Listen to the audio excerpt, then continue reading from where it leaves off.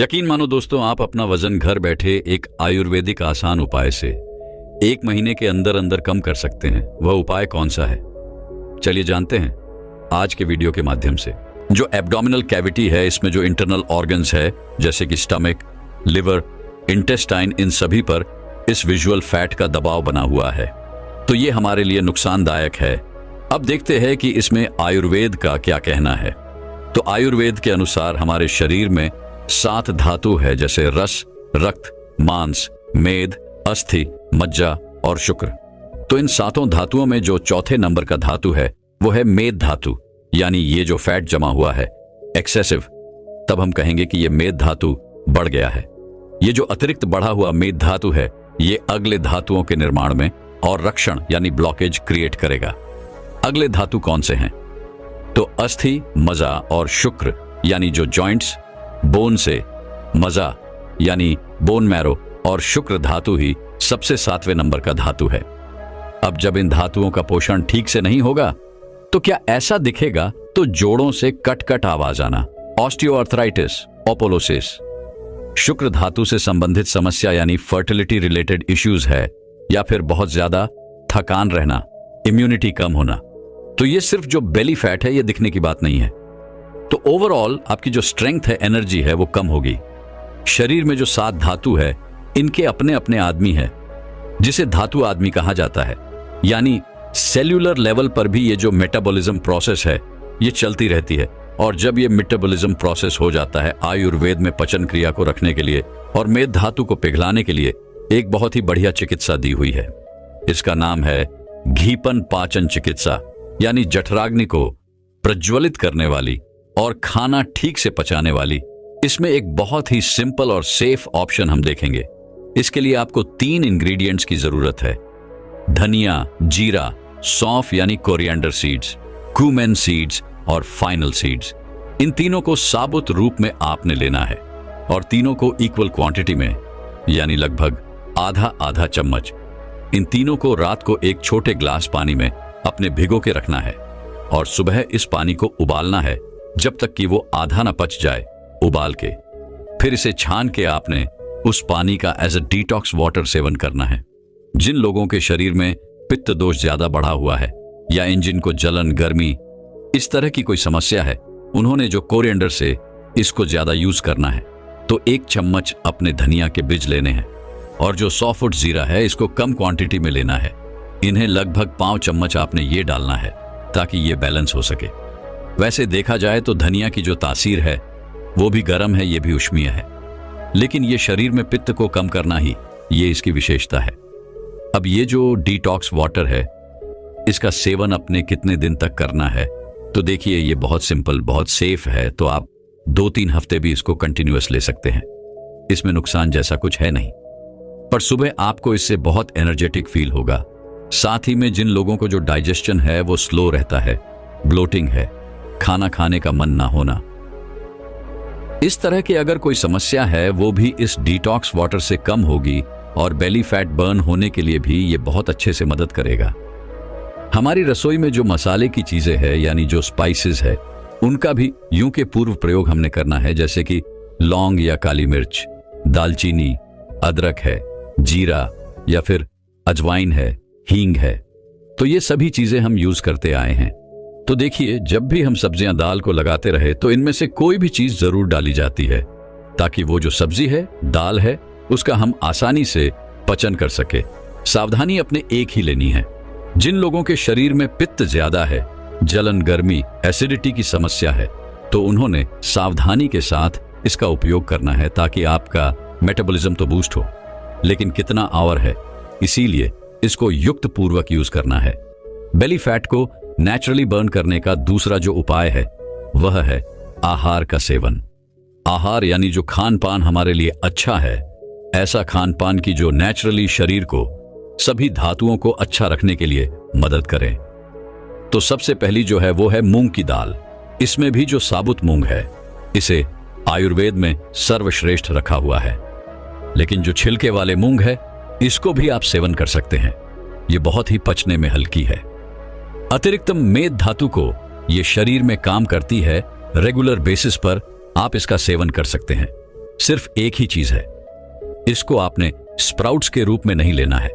तो प्रॉपरली इसको भिगो के घी तेल का छौंका देख के पका के फिर आपने इसे खाना है। दूसरी जो दाल है वो है मसूर की दाल। तो देखिए, यह भी पचने के लिए हल्की है। तो इस तरह से रेगुलर बेसिस पर जो मसूर की दाल या मूंग की दाल है, इसका आपने सेवन करना है। आप कभी कभी जो कुल्फी की दाल है ये भी खा सकते हैं। कुल्फी की दाल की जो तस्वीर है ये गर्म है, ये शरीर में फैट को बहुत अच्छे से कम करती है। एक कोलेस्ट्रॉल है फैटी लिवर, इनको भी ये कम करती है। सिर्फ एक ही चीज है कि इसकी जो तासीर है यह गर्म है, ये बाकी जैसे मूंग है इसकी तासीर ठंडी है। तो कुल्फी की दाल का प्रयोग आपने रोज नहीं करना है। जब सीजन भी बहुत गर्म है, बाहर बहुत ज्यादा धूप है, तभी आपने इसे खाना अवॉइड करना है। लेकिन जिन लोगों को इससे कोई तकलीफ नहीं है वो हफ्ते में 1 या 2 बार इसे जरूर सेवन कर सकते हैं। जो लोग गेहूं का ज्यादा सेवन करते हैं, तो देखिए जो गेहूं है उसमें जड़ता है तो ये थोड़ा सा वेट बढ़ाने की तरफ जाता है। तो प्रेफरेबली गेहूं को अवॉइड करते हुए मिलेट्स का सेवन आपने करना है। लेकिन अगर आपको गेहूं बहुत पसंद है और छोड़ना नहीं है, तो आप एक चीज कर सकते हैं कि आपके लंच में आप गेहूं की रोटी लें और शाम को आपने मिलेट की रोटी लेनी है।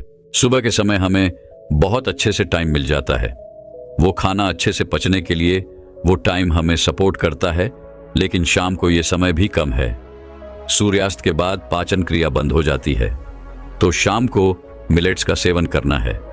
जाओ यानी जो बार्ली है वो भी वेट लॉस के लिए एक बहुत अच्छा ऑप्शन है, तो इसका सेवन भी आप जरूर करें। तो जौ की रोटी या इसका सत्तू बना के आप ले सकते हैं। अब एक ही चीज का आपने ध्यान रखना है, तो जितने भी मिनट्स है इसमें रूखापन है, रूप शगुन है। तो आपने अगर आपकी शरीर में ऑलरेडी ये रूखापन बढ़ा हुआ है, स्किन में या बालों में बहुत ज्यादा ड्राइनेस है, तो मिलेट की रोटी पर आपने थोड़ा सा घी जरूर लेना है। काफी लोग जब भी उनको वेट लॉस करना है या फैट को कम करना रहता है, तो वो हमेशा घी और तेल पूरी तरह से बंद कर देते हैं। ऐसा आपने नहीं करना है। जो फ्राइड चीजें हैं या फिर छोटे में आपने बहुत ज्यादा तेल घी वो अवॉइड करना है।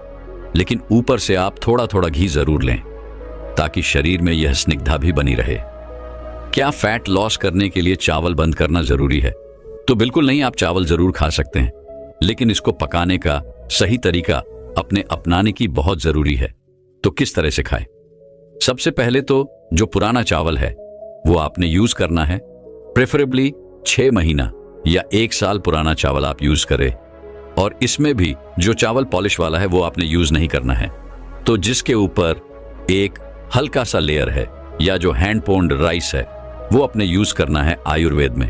तो जो शक्तिशाली चावल इसमें बताया है, रक्तशाली यानी जो लाल रंग का चावल है, अगर आपको पुराना चावल नहीं मिलता तो चावल को हल्का सा भून के भी आप रख सकते हैं ताकि इसमें जो वाटर कंटेंट है वह कम हो सके, वह चावल पचने में हल्का बन सके।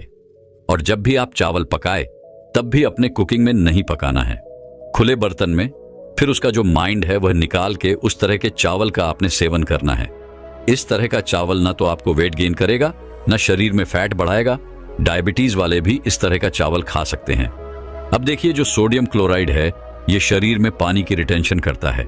इससे जो आपको एक भारीपन है या कहीं पर स्वेलिंग है वह भी समस्या ज्यादा होती है। तो प्रेफरेंस भी सेंधा नमक का आपने इस्तेमाल करना है। ये तो हुआ आहार से संबंधित, लेकिन इसके साथ ही कुछ रूल्स भी आपने फॉलो करने हैं जिससे खाना खाने का सही समय, तो सुबह का जो खाना है वो हमेशा पित्तकाल में ले। पित्तकाल यानी 10 से लेकर 2 बजे तक का जो समय है, तो 10 या 11 बजे अगर आप आपका खाना खा लेते हैं तो उसको अगले जो 3 घंटे है जो पित्त का समय है, उस समय पर उसका पचन और अच्छे से होगा। और फिर ये जो बेली फैट बनने की या फैट डिपोजिशन होने की जो टेंडेंसी है वो नहीं होगी। शाम का भी जो खाना है वो आपने हमेशा सूर्यास्त तक या मैक्सिमम 7 साढ़े 7 बजे तक तो भी आपने आपका डिनर कर लेना है। बेली फैट को बर्न करने के लिए तीसरा जो उपाय है वो है बटर मिल्क का सेवन आपने करना है। अब देखिए, काफी लोग दही रेगुलर बेसिस पे लेते हैं, तो दही के जगह पर आपने छाछ का सेवन करना है, इसको रिप्लेस करना है। क्योंकि जो दही है वो पचने में भारी है, वो उल्टा जो फैट है वो बढ़ा सकता है। लेकिन जो छाछ है ये बहुत ज्यादा फायदेमंद है। ये पचने में हल्का है, इसमें थोड़ा रूखापन है, ये शरीर में मैदा को, फैट को कम करने का काम करता है। दही में पानी डाल के इसको अच्छे से मठ के ऊपर की जो मलाई है उसको निकाल के और फिर इसे थोड़े से घी में जीरा, हींग, कड़ी पत्ते, इसका झोंका। देखिए, ये जो मसाला छाछ है, इसका आपने सेवन करना है। कैसे लेना है? तो आपके मील में ही आपने इसे लेना है। लगभग अगर आप आधा कटोरी या 1 कटोरी छाछ लेते हैं, बीच बीच में आप इसको थोड़ा थोड़ा 2-2 घूंट आपने अगर इसको लिया और जो बचा हुआ है उससे आपने खाने का एंड करना है। इसमें कसैला स्वाद है और आयुर्वेद में जो कसैला स्वाद की चीजें हैं वह खाने के आखिर में लेने के लिए बताई है। तो जो बच गया है, यानी जो पाव या आधी कटोरी जो छाछ है, वह अपने खाने के आखिर में लेना है। अब देखिए, कुछ लोग क्या करते हैं कि उनका खाना होने के बाद 1-1.5 ग्लास छाछ पीते हैं। तो इस तरह नहीं करना है। जैसे खाना खाने के बाद हम पानी भी नहीं पीते, क्योंकि फिर इससे ये खाना पचेगा, अच्छे से नहीं होगी। तो ये सावधानी अपने जरूर लेनी है।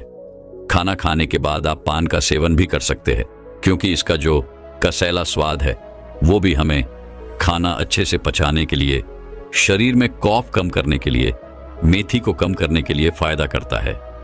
सावधानी एक ही लेनी है कि इसमें घोलकर या कोई भी मीठी चीज आपने नहीं डालनी है। अगर आप मीठी चीज डालते हैं तो वह पान कॉफ को कम करने की जगह पर कॉफ को बढ़ाएगा। बेली फैट बढ़ने का एक बड़ा कारण यह भी है कि काफी सारे लोग बिना भूखे खाना खाते हैं। मंचिंग, फूड क्रेविंग्स या जंक फूड का बहुत ज्यादा सेवन करते हैं। तो ऐसे जंक फूड को आप कुछ हेल्थी फूड के साथ रिप्लेस कर सकते हैं, जैसे कि कुछ रोस्टेड फूड, जैसे आयुर्वेद में भर्जित आहार लिया हुआ है। अब इसके क्या फायदे आपको मिलेंगे? तो इसमें कैलोरीज कम जा रही है, लेकिन आपकी जो मन की संतुष्टि है वो आएगी, और बाकी जो अनहेल्थी फूड है उनसे भी आप बच जाएंगे।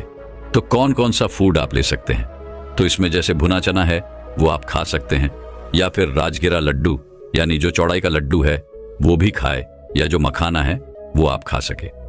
अब देखिए, मखाना जो है वो वेट गेन और वेट लॉस, इस तरह से दोनों में मदद करता है।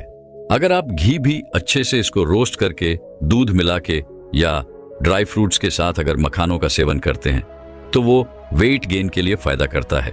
लेकिन अगर आप ड्राई रोस्ट करके या इसको थोड़ा सा चूड़ा बना के इसको खाते हैं तो आपका पेट अच्छे से भरा भरा लगता है। तो आपकी ये जो फ्रीक्वेंटली कुछ खाने की इच्छा है वो कम होके, और इसमें जो कैलोरीज ही कम है, ये दोनों मिला के वेट लॉस के लिए आपको फायदा दिलाती है। अगर किसी को बहुत ज्यादा हैवी चीजें खाने की अगर आदत है, या फिर बिना भूख भी अगर वो खा लेते हैं तो भी वजन बढ़ सकता है। या फिर किसी में खाना तो वो ज्यादा नहीं लेते लेकिन फिर भी वजन बढ़ता है, फिर भी चर्बी बढ़ती है, क्योंकि उनका मेटाबॉलिज्म जो है वो स्लो है। यानी जो हमारी ग्रंथियां हैं, उसके जो हार्मोन्स हैं, उनमें असंतुलन दिखाई देता है, तो उसके कारण भी वजन बढ़ता है। जैसे किसी में थायराइड की बीमारी है, या फिर पीसीओडी है किसी को, डायबिटीज से, तो ये भी कारण हो सकते हैं। इसके अलावा जैसे अगर आपको कोई लंबी कोई बीमारी है, उसके लिए कोई मेडिसिन बहुत दिनों तक चला है, तो उस मेडिसिन के जो साइड इफेक्ट्स हैं, तो उसके कारण भी ये जो वेट गेन है या फिर चर्बी का बढ़ना है, तो ये दिखाई देता है। या फिर किसी में कोई मनोविकार है, मानसिक बीमारियां हैं, या फिर स्ट्रेस बहुत ज्यादा है, तो इसके कारण भी जो डाइजेशन प्रोसेस होगी स्टॉप होती है और वेट जो है वह बढ़ता रहता है। तो सबसे पहले कफ को बाहर करना है, ताकि आगे जब आप ट्रीटमेंट लेंगे या फिर कुछ नियमों का पालन करेंगे तो उसके भी अच्छे रिजल्ट्स आपको मिल सके। अदरवाइज कोई भी शॉर्टकट मेथड है, या फिर बहुत ज्यादा हैवी एक्सरसाइज है, जिम है, या फिर अलग अलग डाइट प्लान ट्राई करना है, तो ये चीजें लंबे समय तक आपको कोई रिलीफ नहीं दे सकती। उल्टा ये चीजें करना आप जब बंद करोगे तो फिर से वेट गेन है, चर्बी का बढ़ना है, ये सब शुरू हो जाएगा। और ये सब करने के बाद इसके भी कुछ नुकसान है, वह भी दिखाई दे सकते हैं। आयुर्वेद में सब धातु बताए हैं, यानी रस, रक्त, मांस, मिश्र, अस्थियां, तो ये 7 धातु है। तो इसमें एक धातु से अगले धातु का निर्माण होता है। जैसे रस के बाद रक्त का होना, रक्त के बाद मांस, उसके बाद मेद का। लेकिन जब ये मेद धातु आवश्यकता से अधिक जमा होता है, यानी बॉडी में डाइजेशन की टेंडेंसी रहती है, जमा होने की टेंडेंसी रहती है, तो ये मेद धातु ही बढ़ता है। लेकिन उसके आगे वाले धातु जैसे अस्थि है, मज्जा है, शुक्र है, तो इन धातुओं का पोषण कम हो जाता है। फिर अस्थि धातु का अगर पोषण कम रहा तो फिर अस्थियों में जैसे हड्डियों में वीकनेस होना है, फिर जोड़ों में दर्द रहना है, या फिर ऑस्टियोपोरोसिस से ऑस्टियोआर्थराइटिस से कैल्शियम की डिफिशियंसी है। तो ये सभी लक्षण हमें दिखाई देते हैं। आयुर्वेद में 7 धातुओं के यानी इन 7 धातुओं की अग्नि भी बताए हैं, यानी ये बहुत ही सूक्ष्म लेवल पे, हमारे सेल्यूलर लेवल पे भी ये जो मेटाबॉलिज्म है तो ये डिस्टर्ब होता है।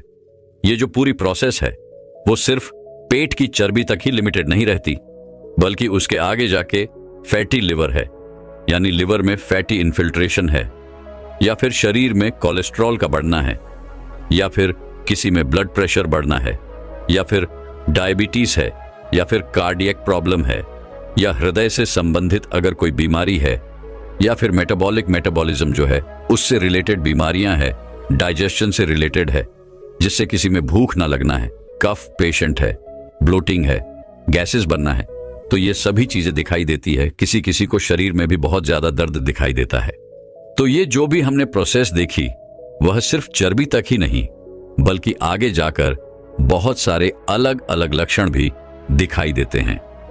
कुछ लोग बहुत ज्यादा चलना शुरू कर देते हैं, तो चलने के बाद वजन तो कम हो जाता है, लेकिन पेट की चर्बी कम नहीं होती, उल्टा घुटनों में दर्द होने लगता है। या फिर अलग अलग डाइट प्लान सब जब ट्राई करते हैं तो शॉर्ट टर्म बेनिफिट मिलता है, लेकिन फिर जब स्टॉप करते हैं तो उसके बाद फिर जैसे कि वैसा रहता है, या फिर फास्टिंग करने के बाद थकान हो जाती है। कोई भी बहुत ज्यादा फास्ट अगर वेट लॉस भी करता है तो उसके कारण भी जैसे उनको फिर हेयर फॉल है, या फिर बहुत ज्यादा फटीग है, या शरीर में दोषों का इम्बैलेंस है, तो ये सभी चीजें दिखाई देती है जो आपके शरीर में जो फैट के डिपोजिशन की टेंडेंसी है उसको कम करेंगे, आपके मेटाबॉलिज्म को सुधारेंगे। और ये करने के लिए बहुत ही आसान है, इसलिए आप आसानी से और हमेशा इसे कर सकते हैं। तो सबसे पहला जो नियम है या जो सबसे पहली टिप है वो उठने और सोने का सही समय रखना है। तो रात को जल्दी सोना है और सुबह जल्दी उठना है। इससे हमारे शरीर में जो वात पित्त कफ के 3 दोष है तो इनका बैलेंस बना रहेगा। दिन में सोना नहीं है, स्पेशली कुछ लोग खाना खा के तुरंत सो जाते हैं, तो दिन में सोना नहीं है। आयुर्वेद में इस कंडीशन में दिन में सोना मना किया गया है। तो इस तरह से सोने के नियमों का पालन करना है। आप जब सुबह जल्दी उठ जाते हैं तो उसके आपको अलग भी बेनिफिट मिलेंगे। जैसे जिनको कॉन्स्टिपेशन होता है तो उनको मोशन क्लियर होने में भी मदद मिलेगी, क्योंकि इस समय अपन वायु का जो सहयोग है वो हमें मिलता है, तो पेट भी अच्छे से साफ हो जाएगा। आपको भूख अच्छी लगेगी, आप जो भी खाओगे उसका पचन भी और अच्छी तरह से होगा। तो इस तरह से सिर्फ सोने और उठने के नियमों का पालन करके भी हमें बहुत सारे फायदे मिल सकते हैं। खाने का सही समय और सही विधि भी बहुत ज्यादा जरूरी है। तो ये कैसे पता चलेगा कि खाने का समय कौन सा सही है? तो जब आपका सुबह मल पूरा साफ हो जाता है, यानी मोशन क्लियर हो जाता है, पहले दिन आपने जो खाया उसका पचन अच्छे से हो जाता है, अच्छी खुलकर भूख लगती है, खाना खाने का मन करता है, तो यह समय खाना खाने के लिए सही समय है। और खाना कितना खाना है तो मात्र पूर्वक, यानी जितनी क्वांटिटी में आप उसे इजीली पचा सको तो उतनी ही खाने की क्वांटिटी आपने रखनी है। अब ये देखते हैं कि खाने की विधि कैसी होनी चाहिए। तो जब आप खाना खाओगे तो शांत मन से, प्रसन्न मन से बैठ के उसे अच्छी तरह से चबा चबा कर खाना, यानी जो हमारा सलाइवा है उसमें अच्छी तरह से मिक्स हो जाए, ताकि उसका आगे का डाइजेशन भी जो है वह प्रॉपर हो सके। कुछ लोग बहुत ज्यादा फास्ट खाते हैं या बहुत ही स्लो खाते हैं, जैसे टीवी या मोबाइल देखते देखते अगर कोई खा रहा है तो बहुत ज्यादा स्लो खाते हैं, तो इसका असर भी इस डाइजेशन पर होगा। अब ये देखते हैं कि ये खाना किस तरह का हो। तो घर पे बना हुआ सात्विक ताजा हल्का खाना जो ट्रेडिशनल फूड है आपके लिए, यानी आप पहले से इस तरह का खाना जो लेते आए हैं, जो आपके लिए साथ में है, जो आपके लिए अनुकूल है, तो इसी तरह का खाना हमारा होना चाहिए। और 2 बार का मेन मील जो है वो प्रॉपरली पूरा खाना ले, यानी दाल चावल सब्जी रोटी घी, ये सब आप खाने में रख सकते हैं। लेकिन जो बीच बीच में जो खाया जाता है, जो बिना भूख के खाया जाता है, सिर्फ स्वाद के लिए खाया जाता है, तो सिर्फ उसे रोकना है। शाम का खाना जल्दी ले, यानी मैक्सिमम 7 या 7:30 बजे तक ले, क्योंकि जब सूर्यास्त हो जाता है तो हमारे अंदर का अग्नि भी स्लो हो जाता है, तो पचाने वाला ही नहीं रहेगा। तो ये मेटाबॉलिज्म की प्रोसेस है, वो कैसे होगी? तो इसीलिए रात का खाना जल्दी लें। अगर आपने रात को खाना जल्दी लिया और आपको आदत नहीं है और बाद में भूख लग गई तो क्या करें? तो हो सके तो अवॉइड ही करना है। लेकिन अगर बहुत ही भूख लगे या मन ही कर रहा है कुछ खाने का, तो इस समय रोस्टेड ऑप्शंस आप ले सकते हैं। जैसे भुना हुआ चना है तो ये भी आप ले सकते हैं, लेकिन हो सके तो अवॉइड करना है। यानी शाम को 7 बजे से लेकर दूसरे दिन जब अच्छे से भूख खुले तब तक हमने कंट्रोल करना है, ताकि ये जो फूड लिया है इसका पचन भी अच्छी तरह से हो जाए।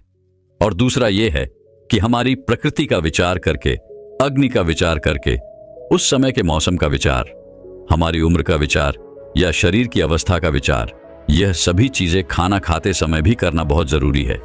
कुछ लोग वेट कम करने के लिए खाना स्किप करके फ्रूट्स, सैलेड या फिर सूप इस तरह से लेना प्रेफर करते हैं, लेकिन ऐसा नहीं करना है, क्योंकि ये लॉन्ग टर्म में हमें नुकसान कर सकता है। तो प्रॉपर हमारा जो खाना है, जो ट्रेडिशनल फूड है, वो पूरा लेना है। तो इसमें कुछ लोग चावल भी बंद कर रहे हैं, तो आपको चावल भी बंद करने की जरूरत नहीं है। सिर्फ इसे प्रेशर कुकर में नहीं पकाना है। दालों में जैसे मूंग की दाल बहुत बेहतर है, लेकिन आप जैसे मसूर है, दाल है, तो ये भी आप ले सकते हैं खाने में। जैसे आप गेहूं का सेवन आप कम करना है, क्योंकि इससे वेट गेन होता है। लेकिन बाकी जो ग्रेन्स है, जैसे ज्वार है, बाजरा है, नाचनी है या फिर शव है, तो इनकी रोटी है वो आप खाने में ले सकते हैं। इसको थोड़ा सा बैलेंस करना है, यानी इससे रूखापन भी कभी कभी बढ़ता है, तो थोड़ा सा बैलेंस करके आपने लेना है। या फिर शाम के खाने में आप इस तरह की जो रोटी है वो रख सकते हैं। दालों में हमने उड़ीद की दाल है या चने की दालें जो थोड़ी सी हैवी है, तो वो अवॉइड करने हैं। सब्जियों में आप अलग अलग सब्जियां यूज कर सकते हैं, जैसे कद्दू है, लौकी है, पंपकीन है, करेला है, भिंडी है। तो इस तरह से सारी सब्जियां आप प्रेफर कर सकते हैं। इसमें खाने में आप घी जरूर रखिए, स्पेशली गाय का घी जो अग्नि को बढ़ाता है, मेटाबॉलिज्म को बढ़ाता है। हाँ, लेकिन घी लेते समय ऊपर से कच्चा घी लेना है जो अग्नि को बढ़ाएगा। फ्राइड चीजें नहीं लेनी है, लेकिन ऊपर से घी का जरूर सेवन करना है। खाने में आप छाछ भी रख सकते हैं, तो छाछ यानी बटर मिल्क आपको घर पर बना हुआ जो फ्रेश बना है, तो वो ले, उसको भी आधा डाइजेस्टिव बनाने के लिए उसको आप सूखा लगा सकते हैं। उसमें जीरा है, हींग है, खड़ी पत्ता है। लेकिन दही, पनीर, चीज, ये चीजें अवॉइड करनी है। इसके अलावा खाने में जो मसाले की चीजें हैं जो थोड़े से गर्म नेचर की है, वो भी आपको हेल्प करेगी, लेकिन इनका जो प्रयोग है वो युक्तिपूर्वक करना है, ताकि शरीर में पित्त दोष ना बढ़े। तो इसमें फिर मसालों की चीज है, जैसे लहसुन है, अजवाइन है, हींग है, जीरा है, या फिर जो काली मिर्च है, पिपली है, सौंठ है या पुदीना जैसी चीज है। तो ये सभी चीजें आपके डाइजेशन को इंप्रूव करने में मदद कर सकती है। आप फास्टिंग भी कर सकते हैं, यानी हमारे खाने में 6 स्वाद, 6 टेस्ट होना जरूरी है, यानी मीठा, खट्टा, तीखा, कड़वा। तो ये 6 स्वाद हमारे खाने में होने चाहिए। लेकिन जिनको वजन कम करना है, वो पहले के 3 स्वाद जो है, यानी मीठा, खट्टा, तो ये स्वाद की जो चीजें हैं वो खाने में कम रखें, ताकि ये 3 स्वाद है, इसके कारण शरीर में कफ थोड़ा बढ़ता है। तो जिनको वजन बढ़ाना है वो ये 3 चीजें खाने में ज्यादा रखे। जिनको वजन कम करना है तो वो मीठी सारी चीजें हैं उनको खाने में कम रखिए। और कौन से स्वाद अपने ज्यादा लेने हैं, तो तीखा, कड़वा की जो चीजें हैं तो वह आप खाने में ज्यादा रखें। तो जो भी चटपटी चीजें हैं तो वह आप खाने में ज्यादा रख सकते हैं। या फिर जो यानी कड़वी चीजें हैं, जैसे करेला वगैरह है, या कसली चीज है जैसे आंवला है, हरड़ है, तो ये सभी चीजें शरीर में कफदोष को कम करने के लिए, वजन को कम करने के लिए मदद कर सकती है। पानी पीने के कुछ नियम भी वजन को कम करने में मदद करेंगे आपको। आप अगर गर्म पानी पीते हैं तो यह भी शरीर में मैदा धातु को, चर्बी को कम करने में मदद करता है। अगर आपको गर्म पानी भी नहीं पीना है तो भी पानी को उबाल के फिर से ठंडा करके भी अगर आप लेते हैं तो ये पानी भी पचने में हल्का होता है। लेकिन सिर्फ प्यास के अनुसार आपने इस पानी को लेना है, बहुत ज्यादा एक्सेस में नहीं लेना है। शहद का पानी भी आप ले सकते हैं, यानी पानी में शहद को डाल के भी आप ले सकते हैं, लेकिन शहद कभी भी गर्म पानी में नहीं डालना है। पानी उबाल के ठंडा करके फिर उस पानी में अगर आप शहद डालो तो इसका फायदा भी वजन कम करने के लिए, चर्बी को कम करने के लिए आपको मिल सकता है। ऊषा पानी, यानी सुबह सुबह बिना प्यास के भी पानी पीना, तो ये आपके मेटाबॉलिज्म को स्लो कर सकता है, अग्नि को जो है वो भी स्लो कर सकता है। तो इसमें शरीर में डिपोजिशन की टेंडेंसी बढ़ सकती है। तो सुबह भी अगर प्यास है तो जितनी प्यास है उतना ही पानी पीना है। दिन में भी आपको जब प्यास लगे तो प्यास के अनुसार ही आपने पानी लेना है, जबरदस्ती पानी नहीं पीना है। कुछ लोग खाना खाते समय बिल्कुल पानी नहीं लेते, तो खाना खाते समय एक एक घूंट पानी आपने जरूर लेना है। यानी खाना खाते समय थोड़ा थोड़ा पानी यानी एक एक घूंट पानी का सेवन आपको करना है, ताकि इस अन्न का जो पचन है वह पूरी तरह से हो। उसको जैसे प्रॉपर मिक्सिंग के लिए यह मदद कर सके। यानी खाना खाने के बाद फिर अगला 1-1.5 घंटा हो सके तो पानी पीना थोड़ा सा रोक देना है। अगर इस समय पर भी अगर आपको किसी मेडिसिन को लेना है, अब बहुत ही ज्यादा प्यास लगी, तो आप एक एक घूंट पानी ले सकते हैं। सूर्यास्त तक के बाद का पानी भी हमने कम करना है, क्योंकि उस समय में भी अग्नि स्लो है, तो पानी को थोड़ा सा संभाल के लेना है। तो इस तरह से सिंपल कुछ पानी पीने के नियम भी वजन को कंट्रोल करने में आपको मदद कर सकते हैं। वेट को और चर्बी को कम करने के लिए कुछ योगासन भी आपको बहुत अच्छे से मदद कर सकते हैं, जिसमें सूर्य नमस्कार है, पवन मुक्तासन है, धनुरासन है, भुजंगासन, सर्वांगासन। तो इस तरह के आसन भी इस एब्डोमिनल फैट को कम करने में मदद कर सकते हैं। सिर्फ मॉर्निंग वॉक या सिर्फ चलना काफी नहीं है। तो जो एब्डोमिनल मसल्स हैं, जो चर्बी जमा है, जो फैट है, तो उसको कम करने में वहां पर स्ट्रेच मिलने के लिए जो योगासन है, तो वो आपको इसमें मदद कर सकते हैं। मन को भी शांत प्रसन्न रखना बहुत जरूरी है। अगर आपका मन शांत है तो शरीर में अगर स्ट्रेस है, एंजाइटी है, फियर है या फिर कोई मनोविकार है, तो उनको कम होने में मदद मिलेगी। आपका डाइजेशन अच्छा होगा, और अगर अब मेटाबॉलिज्म डाइजेशन अच्छा है तो शरीर में इस तरह की चर्बी जमा नहीं होगी। तो इस तरह से मन को प्रसन्न बनाए रखने के लिए ओंकार, प्राणायाम है, ये सभी चीजें आपको मदद करेगी। आपका मन शांत रहेगा और ओवरऑल जो आपका डाइजेशन है वह भी अच्छा रहेगा। आयुर्वेद में औषधि चिकित्सा देते समय कारणों का भी विचार किया जाता है, क्योंकि इस वेट या चर्बी को बढ़ने के लिए जो कारण है, उन कारणों के लिए चिकित्सा देना सबसे ज्यादा जरूरी है। लेकिन ओवरऑल इसमें पाचन चिकित्सा दी जाती है। दिप्पण यानी अग्नि को बढ़ाने के लिए है, और पाचन यानी हमारा पाचन जो है वो अच्छी तरह से हो, तो उसके लिए भी दवाइयां दी जाती है, क्योंकि हर व्यक्ति में उसके जो चर्बी के बढ़ने का जो कॉज है वह भी अलग है। तो इस तरह से कोई भी एक ट्रीटमेंट, एक दवाई सबके लिए असर नहीं कर सकती।